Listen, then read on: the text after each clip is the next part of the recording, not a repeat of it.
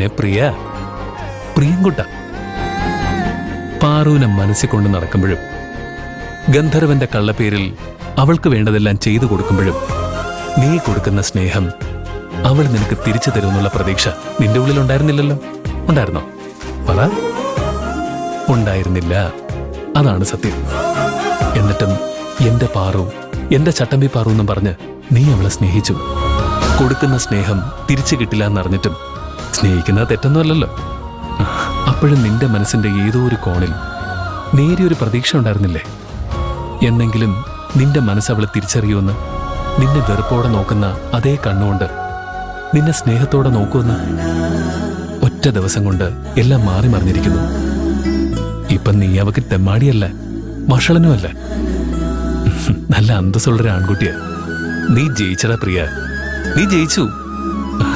എനിക്ക് തുള്ളിച്ചാടാൻ തോന്നുക. ആരാ ഈ സമയത്ത്? അയാൾ ഇയാളെന്നൊക്കെ വിളിച്ചിരുന്ന പാറു എന്നെ പ്രിയൻ ചേട്ടാന്ന് വിളിക്കുന്നത് ഞാൻ സങ്കല്പിക്കായിരുന്നു. അതിന്റെ രസം കളയാനായിട്ട്. നീ ഇനി തനിച്ചല്ല കേട്ടോ, അവൾ നിന്റെ കൂടെ ചേരും, ഈ ലോക്കറ്റിന്റെ മറുപാതിയായിട്ട്. ഓ, ദാ വരുന്നു.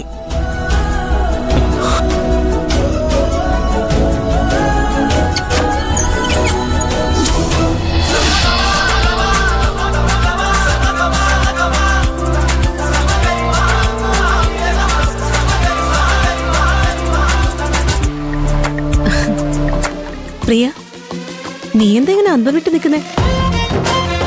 വീട്ടിലൊരാള് വന്ന ഇങ്ങനെയാണോ പെരുമാറ? ഞങ്ങളെ അകത്തേക്ക് വിളിക്കുന്നില്ലേ? അയ്യോ, ഞാൻ പെട്ടെന്ന്, സോറി. കേറി വാ പാറു, കേറി വാ. പാറു മാത്രം വന്ന മതിയോ? കൂടെ ഞാനും ഉണ്ട്. കാണുന്നില്ലേ? ഞാൻ കേറണ്ടേ? ഞാൻ രണ്ടാളോടും കൂടിയാ പറഞ്ഞത്. വാ വാ.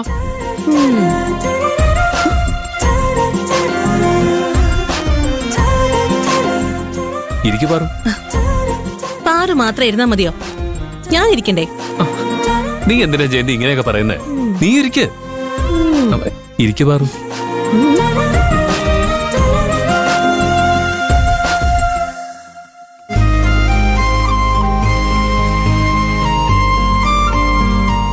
ഇതെന്റെ അച്ഛനാ.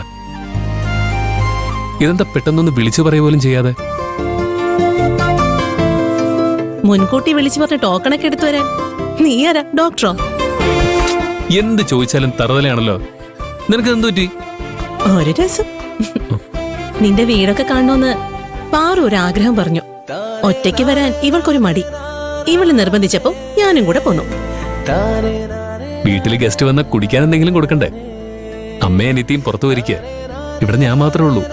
ഞാനൊരു കോഫി ഇട്ട് തന്നാ നിങ്ങൾ കുടിക്കോ? അതെന്താ പ്രിയ അങ്ങനെ ചോദിച്ചേ?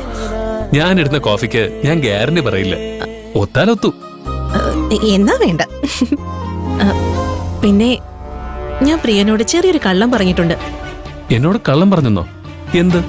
പാറു വന്നത് നിന്റെ വീട് കാണാനൊന്നും അല്ല, ഇവക്ക് നിന്റെ അമ്മയോട് മാപ്പ് പറയണോത്രേ. ഈശ്വര, കുഴപ്പമായോ? ഇവളെന്തെങ്കിലും കൺമുന്നിൽ വന്ന് ചാടിയ കണക്ക് തീർക്കുമെന്ന് പറഞ്ഞ് നടക്ക അമ്മ. മാപ്പ് ചോദിക്കാൻ ഇവള് കൺമുന്നിൽ ചെന്ന് നിന്ന അമ്മ എന്തൊക്കെയായിരിക്കും കാണിച്ചു കൂട്ടാന്ന് പറയാൻ കഴിയില്ല. പ്രിയ, നീ എന്താ ആലോചിക്കുന്നേ? നിന്റെ വിവരക്കേടിനെ കുറിച്ച്. അല്ലാതെന്താ? എന്റെ വിവരക്കേടിനെ കുറിച്ചോ?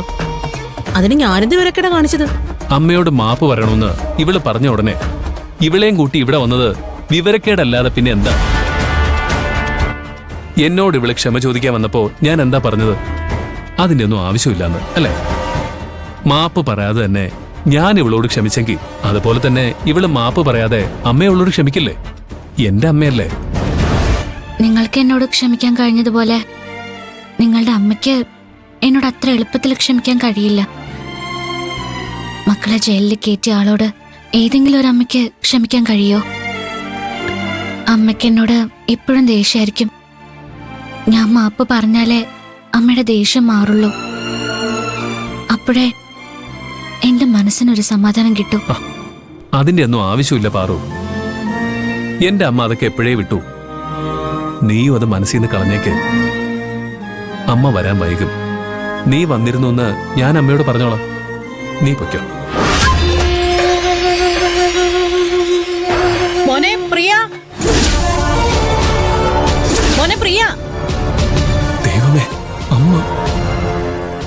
സിറ്റുവേഷൻ എങ്ങനെയാ ഒന്ന് ഹാൻഡിൽ ചെയ്യാ? മോനെ പ്രിയ, ഒന്നിങ്ങി വാടാ. ഈ സഞ്ചി ഒന്ന് വാങ്ങ്, ഭയങ്കര വെയിറ്റാ.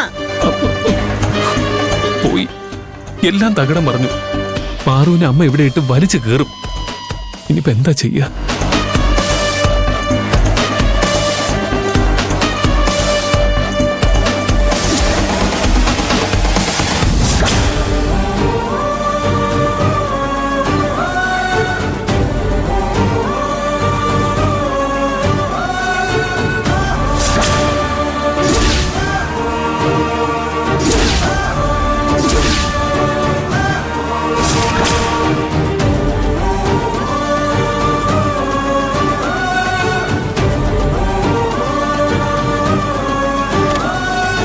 ഇവളെന്തിനാ ഇവിടെ വന്നത്?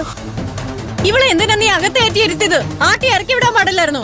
അമ്മേ, നിനക്ക് വയ്യെങ്കിൽ ഞാൻ ചെയ്യാം. ഇറങ്ങടി.